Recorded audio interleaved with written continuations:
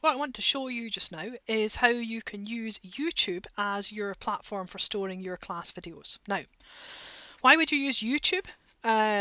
Because it's an extremely stable platform for disseminating video. It really is one of the best out there. Now, there are others. And obviously there are some education dedicated ones which I have not used because when I started remote teaching they weren't available as far as I know. I started out using YouTube back in March simply because I had students all over the world. I had students in isolation in various places with very, very limited bandwidth. And if I put videos up on My City, we all know My City and Moodle are flaky and they don't work well in low bandwidth. YouTube, on the other hand, is designed to be able to be watched across a piece of wet string and a couple of paper cups. So it is extremely good for situations where you just don't know what sort of hardware and software and bandwidth the person has access to, because you can set the quality to suit your situation.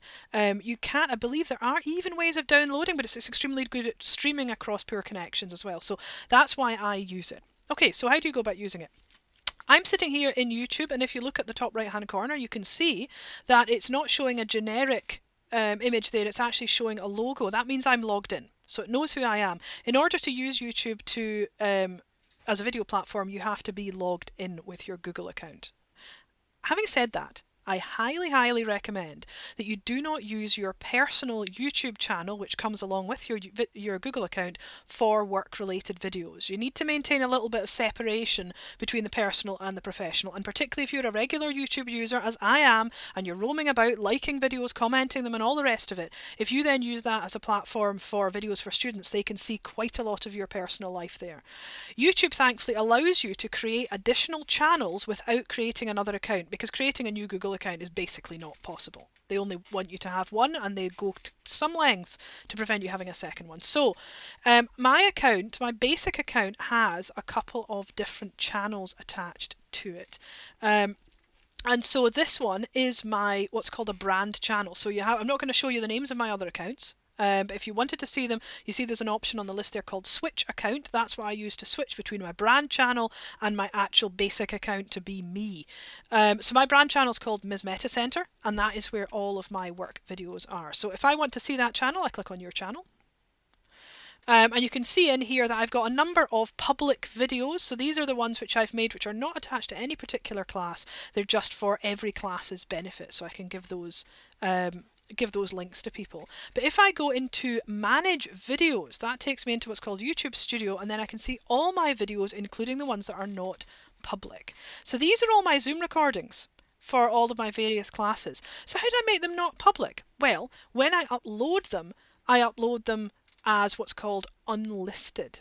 Unlisted is not private. There are three options for YouTube: unlisted videos, private videos, and public videos. So a private video, you have to actually enter the email addresses of the people that you want to be able to see it. That's quite awkward if you're talking about an entire class of 28 students. So it would be quite quite sort of time consuming and work intensive. So I don't do that. Instead, I make the videos unlisted. What that means is they are theoretically available to anybody, but only if they have the direct link. You cannot find them by searching YouTube. And this is really important.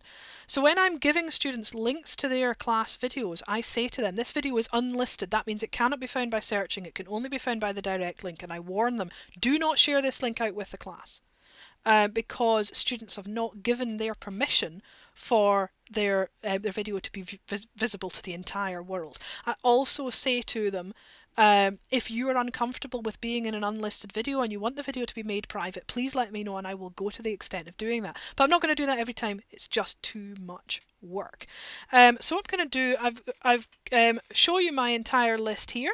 And if you want to upload a video, you go into Dashboard and you click the upload button. And I'm going to make another video in a minute showing you how to actually go about uploading a video and setting it up, because YouTube is not as obvious in how you use it as you might expect. And so I want to show people how to do that step by step, because it's a little bit eccentric sometimes.